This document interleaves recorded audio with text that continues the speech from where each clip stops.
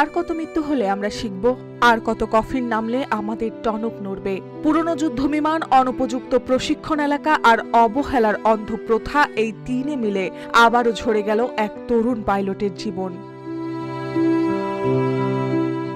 একটা বোতাম চাপলেই পরিবারে ফিরতে পারতেন পাইলট লেফটেন্যান্ট তৌকির ইসলাম। নিজের জীবন বাঁচানোর সুযোগ ছিল তার হাতে, প্যারাশুট ছিল, প্রোটোকল ছিল, তবু তিনি লাফ দেননি। কারণ শেষ মুহূর্ত পর্যন্ত চেষ্টা করেছিলেন বিমানটিকে জনবসতি থেকে দূরে নেওয়ার জন্য। তার প্রাণ গেছে, কিন্তু শত শত শিশুর প্রাণ বেঁচে গেছে সেই সিদ্ধান্তের কারণে। RICL TMX, যুগের পর যুগ স্থাপনা থাকে মজবুত। তবে শুধুই আত্মত্যাগের গল্প বললে হবে না, প্রশ্ন তুলতেই হবে কেন প্রশিক্ষণ দেওয়া হচ্ছে ঘনবসতিপূর্ণ এলাকায়। উত্তরার দিয়াবাড়ি, যেখানে স্কুল, কলেজ, বাসাবাড়ি ঘেঁষে রয়েছে রানওয়ে, সেই এলাকায় আদৌ কি উপযুক্ত প্রশিক্ষণের জন্য?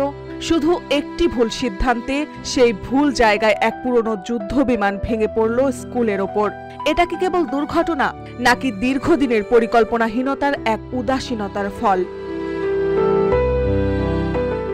তৌকির যে বিমানটি উড়াচ্ছিলেন সেটি ছিল 1976 সালের পুরনো F7। এই যুগে, এই প্রযুক্তিতে, এই তথ্য প্রযুক্তি নির্ভর যুগে এমন বিমানে প্রশিক্ষণ মানেই মৃত্যু হাতে নিয়ে উড়াল দেওয়া। কিন্তু দুর্নীতির ভারে নত হওয়া ব্যবস্থাপনা এখনও সেই মরচে ধরা বিমানে তরুণদের চড়াচ্ছে। তৌকির আকাশে মারা যাননি, তিনি মরে গিয়েছেন অনেক আগেই।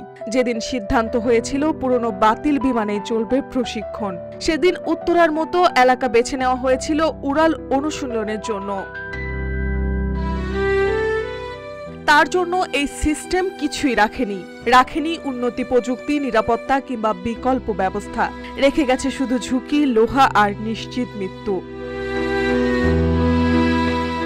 সাধারণ মানুষের কণ্ঠে এখন একটাই কথা, এটাই সময় ভবিষ্যতের দায় মেটানোর। আর যেন কোনো তরুণ তৌকির মরচে ধরা যুদ্ধ বিমানের ককপিটে উঠে জীবনের বদলে মৃত্যুর প্রশিক্ষণ না নেন। আর যেন জনবসতির মাথার উপর ঝুঁকির নাম হয়ে না ওড়ে যুদ্ধ বিমান। আর যেন আকাশ থেকে ঝরে না পড়ে আগুনের আরেকটি লাশ। এখনো সময় আছে প্রশিক্ষণের জন্য। নিরাপদ, নির্জন ও আন্তর্জাতিক মানের স্পেস তৈরি করুন, না হলে প্রশ্ন উঠবে বারবার, এই মৃত্যুর দায় কার? মার্জিয়া মৌ, রূপালী বাংলাদেশ।